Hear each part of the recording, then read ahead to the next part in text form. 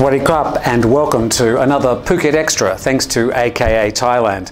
Not surprisingly, we're still focusing on the aftermath of the cowardly attack on innocent tourists in Bangkok.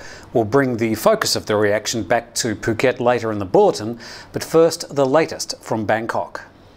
A revenge attack for the deportation of Uyghur Muslims from Thailand to China has emerged as the key focus of investigations into the Bangkok bomb.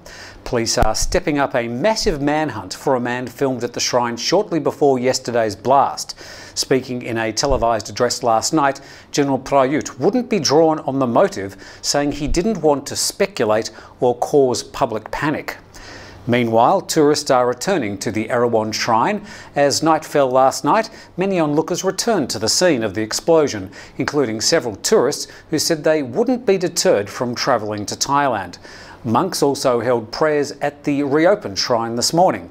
For Neo Hoc Guan, he has an impossible time of grief ahead as he comes to terms with 4 members of his family killed in the blast, while another is still missing.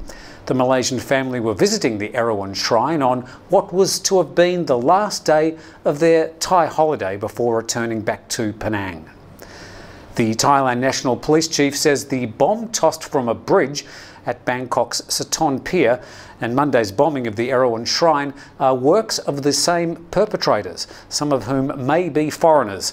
After inspecting the scene at the busy Chao Phraya River boat terminal, divers were able to recover a half-dozen metal fragments of the pipe bomb thrown from the bridge near the Sapan Taksin BTS station. The device bounced off a post and into the nearby Saton Canal, where it detonated harmlessly, sending up only a large plume of water. There were no injuries or damage. Explosive ordnance disposal technicians found TNT was used in both devices, which had been stuffed into a metal pipe with timed fuses. The Saton Road bomb was estimated to have a blast radius of 35 to 50 metres, less than half of the bomb left under the bench at Ratcha Prasong intersection. Well, coming up next, we look at some local stories and the reaction from the tourist pundits here in Phuket.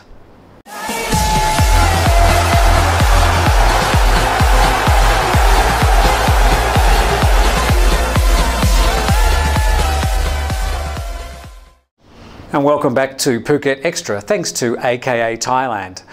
Tourist associations and officials are bracing for an impact on local Phuket tourism following the bombing. The president of the Phuket Association says the situation will obviously affect tourism. Within 3 hours of the explosion, many international embassies had already sent out warnings to their citizens. She says that if the country's embassy's warnings don't put people off, the extensive media coverage will put further doubts in people's minds. But some tourism pundits believe Phuket could even benefit from the situation, as people would swing their travel plans to Thailand from the capital to the southern island, just like the situation following last year's military coup on May 22. The chairman of the Phuket Real Estate Association is predicting a slowdown in sales of Phuket property in 2016. They say it should be a good time for buyers to find a few bargains and for investors to get some better deals on land. But the association warns that land prices in Patong and Katakaron are now more than 100 million baht per rai.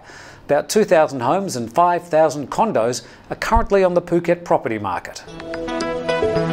And checking today's weather, a hot one, 33 today and 31 for the rest of the week, with some storms still around, but the weather certainly better than it has been. And checking the surf report for tomorrow, we've got some strong northwesterly winds with a swell of up to 0.5 of a metre. There are the tide times and tomorrow's sunrise at 6:18. Thanks for joining us on Phuket Extra today. Hopefully we can bring some better news in coming days, thanks to AKA Thailand, and we look forward to seeing you again tomorrow. We're surrounded by water, so teach kids the most important survival skill for their confidence and for their safety. Manta Kids is the swimming academy for babies and toddlers from 4 months to 6 years, and Manta Kids is the first Thailand registered school with Swim Australia. All the levels and all the skills your children will learn, the vital survival skills to be safe and enjoy their time around the water. Manta Kids, centrally located at Dara Hotel, facebook.com/MantaKidsPhuket. Book now for a free trial class.